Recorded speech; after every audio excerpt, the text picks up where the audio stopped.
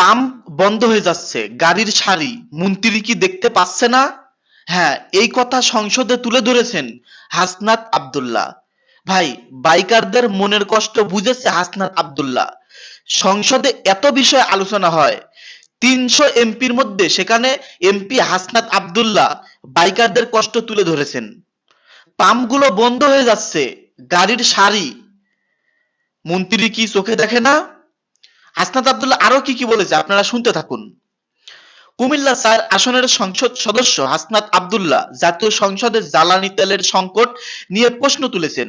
তিনি অভিযোগ করেন, দেশে জ্বালানি সংকট না থাকার দাবি করা হলেও বাস্তবে বিভিন্ন পেট্রোল পাম্প বন্ধ হয়ে যাচ্ছে এবং তেলের জন্য রাস্তায় দীর্ঘ লাইন দেখা যাচ্ছে। হাসনাত আব্দুল্লাহ বলেন, জাতীয় সংসদে বিদ্যুৎ, জ্বালানি ও খনিজ সম্পদ মন্ত্রী ইকবাল হাসান মাহমুদ টুকুর কাছে এই প্রশ্ন করেছেন।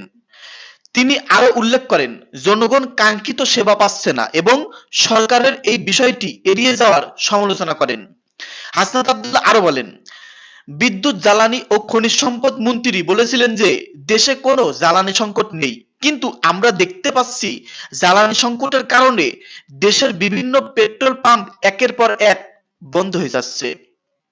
তেলের জন্য রাস্তায় দীর্ঘ সারি সৃষ্টি হয়েছে। মন্ত্রী কি দেখতে পাচ্ছেন না? কিন্তু আমরা দেখতে পাচ্ছি গ্যাজুয়ালি পাম্পগুলো বন্ধ হয়ে যাচ্ছে। আমরা দেখছি যে রাস্তায় রাইডের গাড়ির দীর্ঘ সারি এবং আমরা বারবার করে দেখতে পারছি যে সবাই প্রত্যাশিত সেবা পাচ্ছে না। কিন্তু দুঃখজনক বিষয়, সরকার এই বিষয়টি এড়িয়ে যাচ্ছে। জবাবে জ্বালানি মন্ত্রী বলেন, দেশে জ্বালানি সংকটের দাবি সঠিক নয়। তিনি জানান, প্রতিটি পাম্পে প্রয়োজন অনুযায়ী প্রতিদিন তেল সরবরাহ করা হচ্ছে। বাইকাররা বলবেন, আপনারা কি নিয়মিত তেল পাচ্ছেন কিনা? জ্বালানি মন্ত্রী ইকবাল হাসান মাহমুদ টুকুর ভাষ্য, প্রতিটি পাম্পে যে পরিমাণ তেল প্রয়োজন তা প্রতিদিন যথাযথভাবে সরবরাহ করা হচ্ছে। তবে ইরানের ঘটনার পর বিক্রি হঠাৎ বেড়ে গেছে।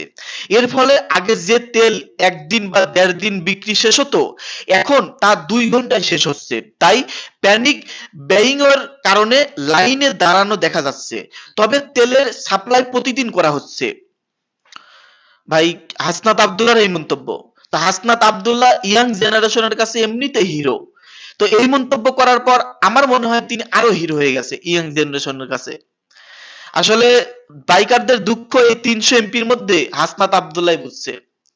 সংসদে তুলে ধরেছে এই ৩০০ এমপিটার মধ্যে তিনি একমাত্র বাইকারদের নিয়ে এবং যারা এইসব তেল ব্যবহার করেন, বাস, ট্রাক, তাদের কষ্টটা তুলে ধরেছে। তো হাসনাত আব্দুল্লাহর এই বিষয়গুলো কেমন লাগলো? এরকম কি আরো ছোট ছোট বিষয় সংসদে তুলে ধরা উচিত? কি মনে করেন আপনারা? ভিডিওর কমেন্টে জানিয়ে দিন।